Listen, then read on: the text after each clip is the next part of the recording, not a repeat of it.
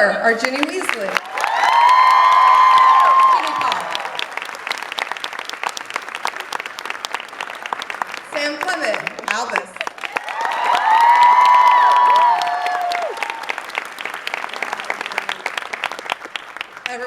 Everyone's favorite bread lover, Anthony Boyle.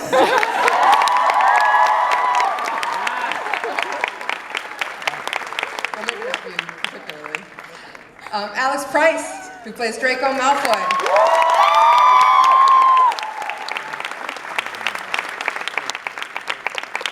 Jamie Parker, known for Harry Potter.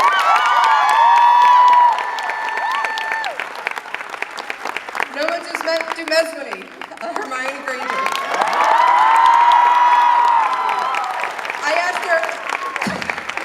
I asked her to make sure I was doing it right, and then of course I stumbled. Paul Thornley, Ron Weasley.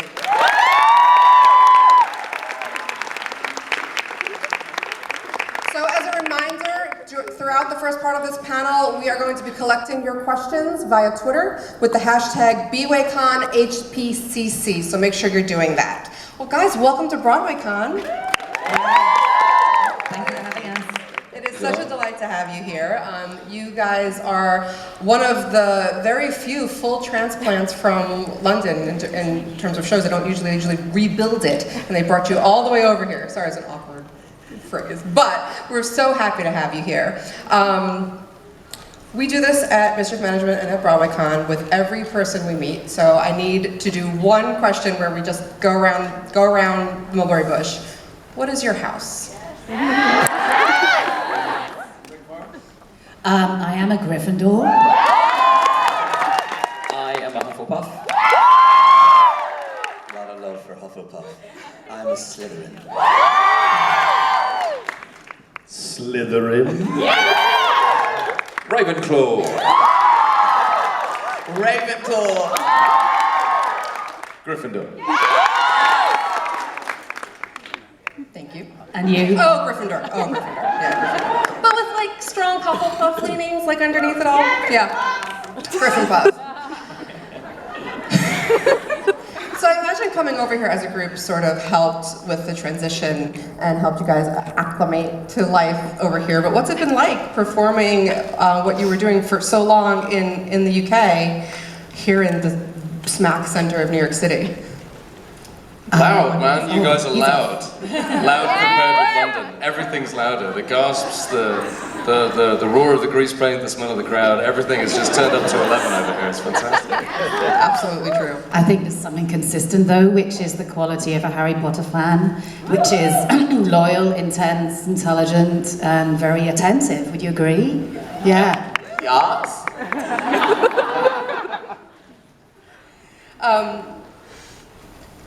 So the show, as we know, is this enormous, incredibly beautiful spectacle. And for us, when we see it, we're finding new things all the time. What are some of the things that you as a group, or you individually, are always looking forward to each night? Obviously, without spoiling, we are still keeping the secrets here, but if you can let us know what kinds of things that you most look forward to as actors and as fans. In the show? In the show. Right, who hasn't seen it? Oh. That's a big... Okay, there's a lovely little moment which it comes towards the end of the first act. It's all in 4 acts, 2 parts. Part 1, part 2, and it's a little change that happens for Ron, Harry and Hermione, and if those who know it, and I take great pleasure in that moment, and it terrifies me every time, is all I'm going to say. That was really unhelpful, I know. Anybody else? We start on King's Cross Station. We can say that, can't we?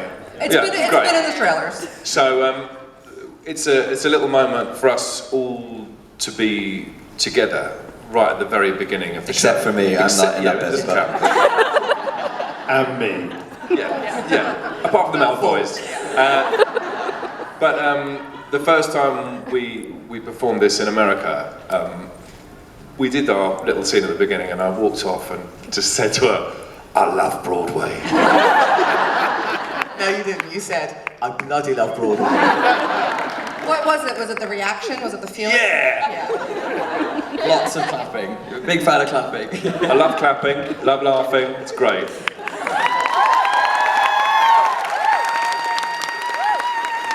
It's really helpful when you're playing someone who's really miserable for half of the play and is going through sort of all sorts of traumatic backstory and is trying to drum up a bunch of tears from somewhere. And Paul Thornley's having a lovely time getting lots of laughs.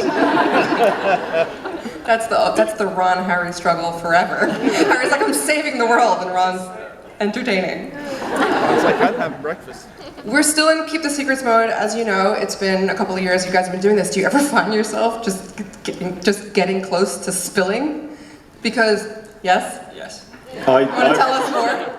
The last one you did. Yeah, the last Comic-Con, Comic you Con, spilled a big I secret. dropped a huge secret. I'm gonna be quiet now, so I don't do it again. What was it, Alex? It was nice try. We find ourselves constantly terrified to talk about the show. That's why we're all smiling, just sitting and smiling. Nothing else to do.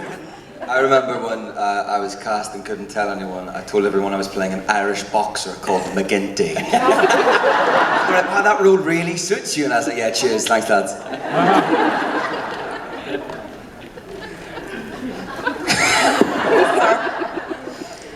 The theater that you're in, it underwent such an enormous renovation. It's unlike, this is not what normally happens in a Broadway house or a Broadway show.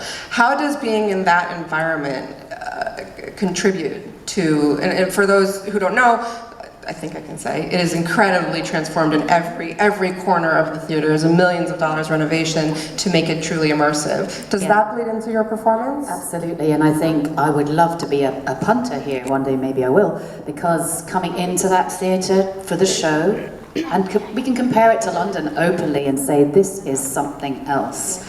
And if you've not been in those spaces front of a house before, you're just gonna want to stay. I mean, you know, I say things like, oh, well, if it got to the end of the world, I wouldn't mind being stuck in here for a bit. As long as I could, you know, eat the snacks in the shop. It's utterly beautiful. They've set it up, yeah, sorry, Dan. No, I just wanted to say it had a lot to live up to with the Palace Theatre in London, which was perfect for this play. And then the renovation did that and more. It just sets up the experience, because you're right, it was like Paris we're loving, it's Hogwarts basically. And then we walk into the lyric and see what Christine Jones and Brett Benakis have done, and you go, I'm trying not to swear. Why? Beat me! This is amazing, because you walk in, and I think I can say there's a beautiful artwork, which is the Patronus room, those who've seen it. So whoever hasn't seen it is going to go. Get yourselves taking a picture there, because it's just, the work is absolutely extraordinary, and you are going, before you even enter the auditorium, as soon as you go through the security and you walk into that foyer and you look up and there's space and the stars are there and the artwork's there, it's phenomenal what they've done, what we're experiencing as well, knowing that we're part of this experience at the Lyric Theatre. Because the people that designed the show also designed the interior of the theatre, which I don't know whether that's ever happened before. I'm not sure. But I mean, even the carpets are Hogwarts. Look at the pictures. Wallpaper. And I think this, the Patronus room, Noma just mentioned, there's something about the generosity of those two designers, which is that they commissioned those artworks. They didn't try and hold on to everything for them, so they just got the very, very best for that space. And that's true throughout the production, I think, is the people bringing their excellence to the production on every level, yeah. And it actually starts on the outside, I realised I nearly forgot, that extraordinary wing as you're queuing, you're waiting to see. That is not a secret, I can say that. And it's beautiful, because we just go, it is a commission, a great artist, and it's metalwork, you go, that's beautiful. And the whole experience is beautiful. And it makes the process easier, because 8 shows a week is no joke. And you guys have technically 4 times 2. We have to live up to our environment. Yeah. We do, you have to step up. Yeah.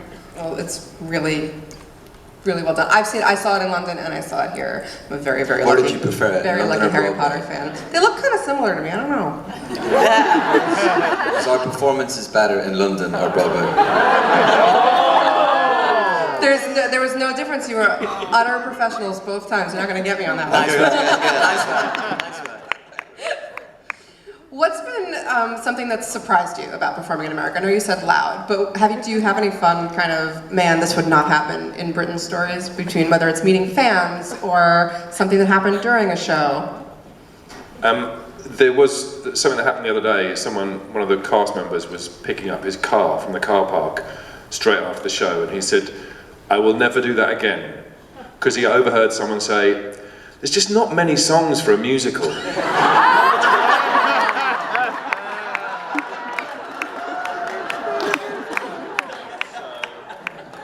That's it. There's a spoiler right there for you.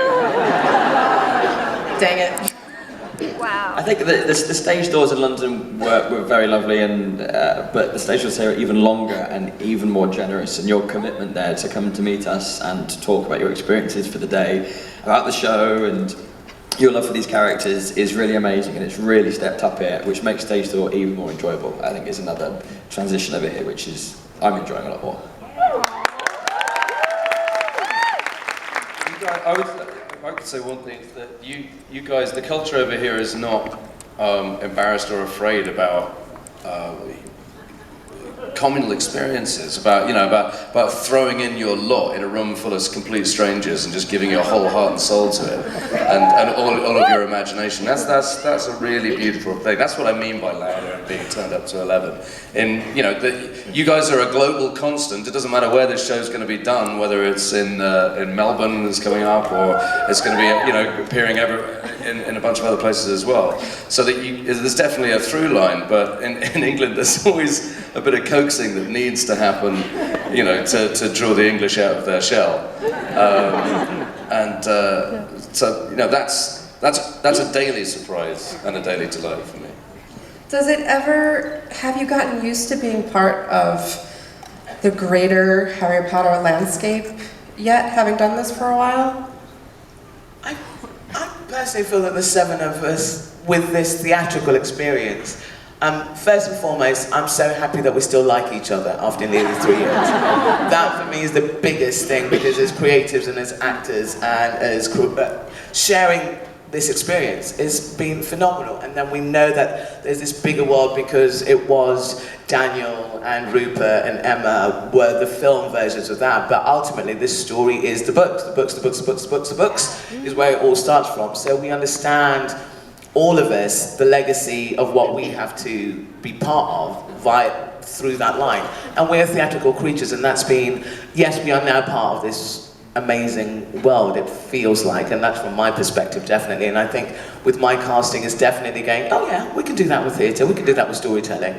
So I'm very, very proud of that.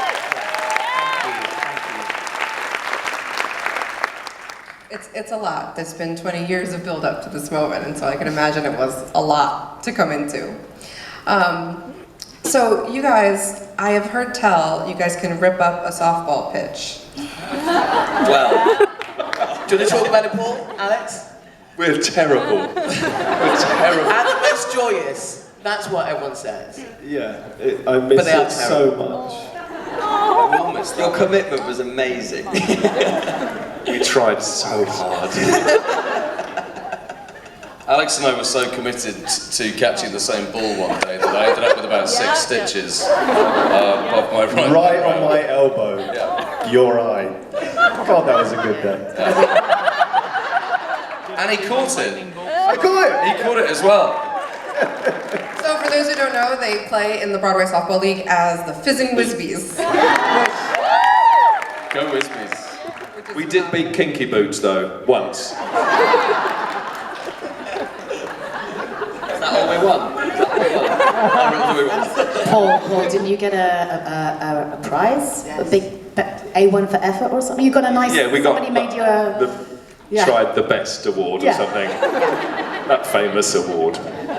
But we got to keep the winning ball, obviously, and Julian, who is one of the dressers, lovely Julian, is also an artist in his own spare time. We've got the winning ball signed by all the Fizzing Whizbees, and he made a pair of wings, like on the nest outside the show, the big logo.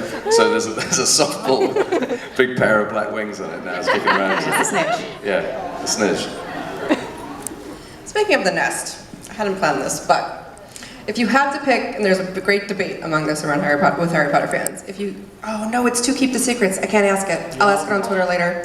Sorry, it's to keep the secrets. Never mind. Had a thought. Spoilers. Now ask the question and then we'll say we can't answer it. Okay, so we can't answer it. And maybe you guys can tweet this at us or whatnot later. We can vote later. Who is the person in the nest? We definitely cannot answer. Can't answer it. As I thought, I was like, Just out of interest, the child in a nest in London has their own Twitter account. officially? Well, Or is it a parody? Somebody's out there. Tweets like, beep-a, beep-a, beep-a. More ambulances today. It's brilliant. It's a brilliant account. The internet is an amazing thing. There's also a story that Jeremy Yang Jones, who played, can I say his character's name? Yeah, he played Craig Bowker. I still couldn't commit to it. Craig Bowker. And he was like outside the front of the theatre one night, and he'd been to the pub, and there was somebody climbing up. This was me. I saw that. It wasn't Craig. It was me. It was you. I play your son. Yeah, it was literally what I say. I tell you. It's just that Jeremy Yang Jones paid me money to get his name into this. Jeremy was with me. Okay. So you tell the story. You tell the story. There was a man. I was in the pub. This was the day it went up, though, wasn't it? It was the day it went very up. day it went up. You've got 32 minutes to say. There was these group of delinquents, and they were climbing into the nest. And I was with Jeremy Yang Jones and my brother, and I saw it from across the street. And I went, "Here, that's my play! That's my play!" I was like, "Get down off there!" And I had a big go at them, and they put some spikes up there. No one try and climb in. There is a picture of the person trying to climb, isn't there? Yes, Yeah. It was taken by Jeremy. Yeah, that's Jeremy's story. Jeremy Yang Jones. Know his name. He will be him. Well, this little bit I'm taking pleasure in, because that was the London company. What I will reiterate is our companies in London and here have been extraordinary, and I kind of go say we enjoy each other's company. But the joy of being able to remember the people that we enjoyed our time with in London as well, and we know we're going to absolutely remember the people we've enjoyed our time with here. That was my little romantic bit for the companies. That's right. Can I ask this? Do you all share the same theory about who the person in the nest is, or do you have differing opinions? Or do you not talk about it? About the nest again, who's in the nest. Do you all have an idea? Like, don't tell me who, because obviously that's a secret. But do you guys have different thoughts about it, or do you all just decided? I Different assume thoughts, I think. Oh, really? I assume... Just trying to find out if the fan, we like to rip things apart and argue a lot. A lot. And I'm curious if that bleeds over into, since it's such a big part of your professional life, you might think at the end of the day, I don't want to talk about this anymore. I'm just answering it, I can't. I think I'm feeling a bit dim now, because I've always assumed it was a particular person. A particular person, but maybe there's a debate. It is, but It's like a farce. I'm likely to spend the next 30 years thinking about it. Sorry. No, I like it. What have you done to us? I'm sorry. This is a professional danger, we'll say. Jamie. What? What have I done? What have I done? This obviously isn't like the books where it's Harry's story alone. I think I can say that with confidence. What is it We like? don't have any narration in this one. Like there's, Say that again. we don't have any narration in this one. Like if you had the bits in between the dialogue, it would be a lot longer than 6 hours. Yeah, absolutely. I'm so funny. I'm so Sorry, funny. there's a little. It takes me like a second because there's like a little. I was going to tell you that was your second. Do you have to ask the question? You could ask someone who can actually form a sentence. I'm just curious, and I'm sure you've answered this a lot. We can skip him. We'll go back. He's very capable of speech. I think we should push through. Okay, we're gonna push through. The Harry Potter that you are asked to portray, obviously by default, is very different than he's the same person obviously, but he has a lot of difference in him born of age. So can you explain what it was like trying to approach Harry Potter from a whole new perspective than you read in the books? A different perspective from Daniel's interpretation, you mean? From the From movies? Harry Potter as an entity, as a person just that we... from- Yeah. I just always saw it as a continuation, really. I mean, this might sound a bit strange, but picking up your life story from 19 years later, from leaving off from when you were 17. I mean, that's not a very weird concept to me. I frequently feel like I'm still 17, or feel like I got stuck when I was 11, and you know, I'm still essentially that same little boy. That's not complicated or an imaginative leap to me, really, in any way. So I just read the books a lot, and picked up the play. You know, did what you do. You know, noticed the differences between me and him. Like, you know, I've got green eyes, I've got black hair, and I'm not a wizard. But we've got a lot of similarities, and so I just sort of found the common ground and learned the lines and learned where to stand. Really, I'm not very mystical about it that way.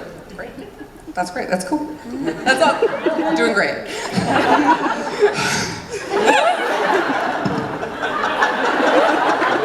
It's a very English mic drop, wasn't it? They're expensive. Just an inch. Noma, you obviously, and I'm sure you're tired of talking about this. Sorry, Jimmy.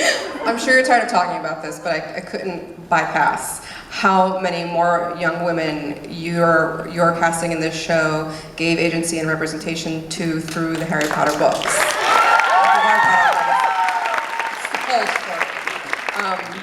And now you get to meet them night after night. What is that like for you? It's amazing. Because I do say this, growing up, I didn't see people who looked like me. It's interesting, forgive me for advertising another thing that's just come out. It's Mary Poppins Returns. And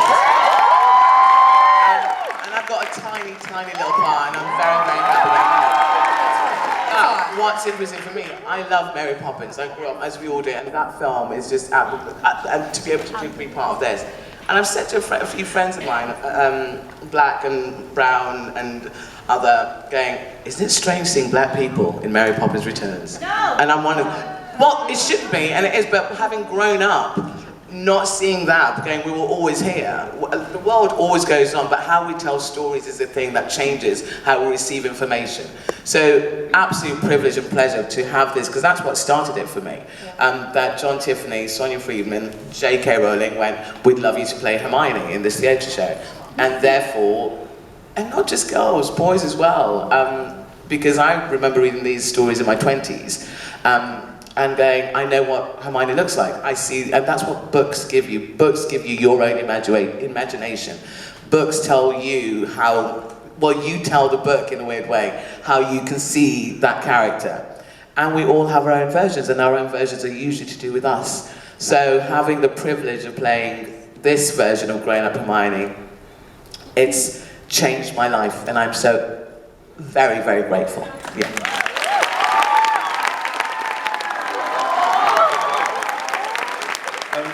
In England, we have a thing called World Book Day, and you know about that. So, and lots of the school kids dress up as their favourite literary characters.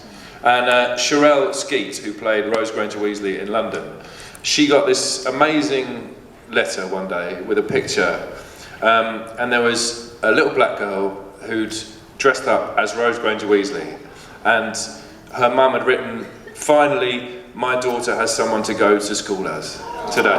And that felt, you know, little moments like that, you know, being part of that. You don't realise how big it is unbelievably special.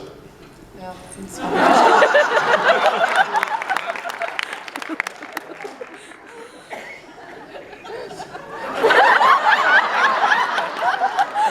You know. just gonna leave everybody hanging. Poppy, I'm going to ask you a similar question to Jamie. How did you? Good luck. How did you approach Janee, on purpose, we have a very limited view of her in the books. We don't get as much, obviously, as Harry. So what did you draw on to come up with this very full-rounded characterization that we get in the play? That's very kind of you. I think Jack was interested. Jack, the writer of the writer of the play, Jack Thorne. He has this really lovely view of Janee, which he thinks she's a very dark little girl. That's a really interesting take on the youngest of this family, all these siblings. And her darkness interests me. I mean, she's also full of light in this story, very much. She represents the light, I think, in a way, and she tallies with... Oh, so much I can't say. Listen, she represents the light. So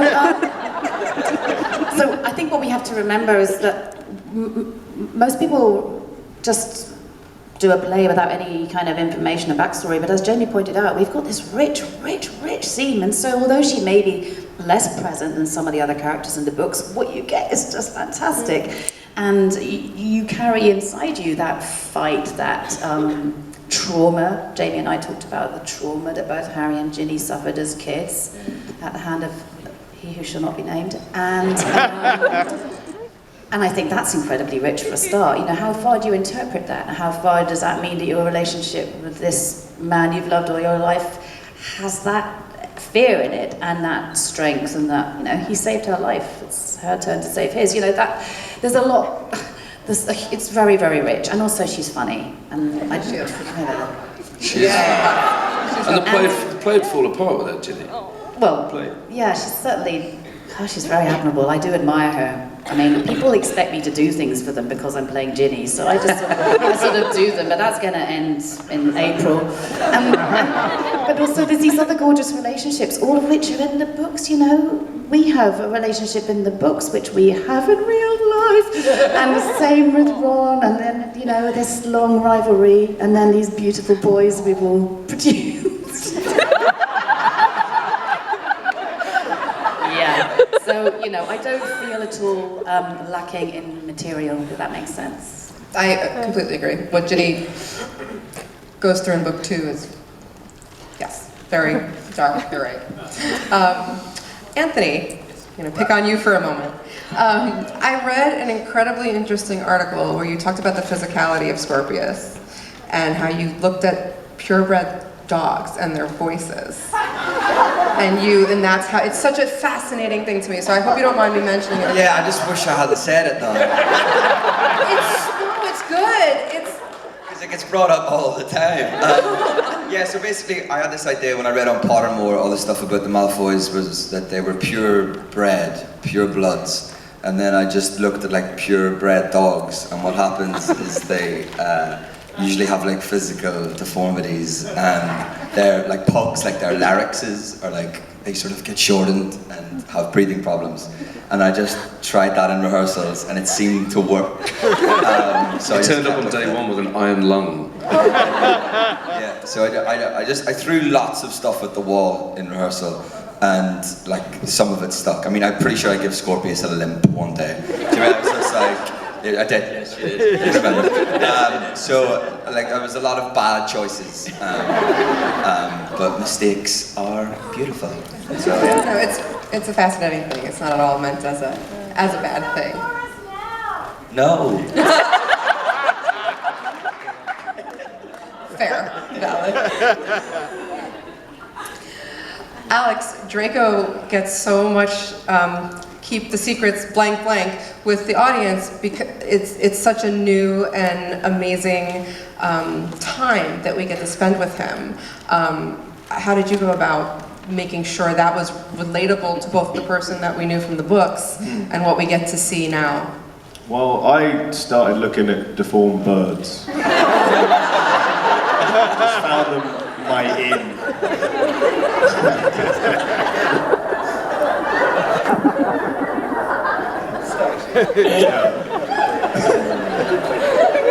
Nice. Can you do some for us now?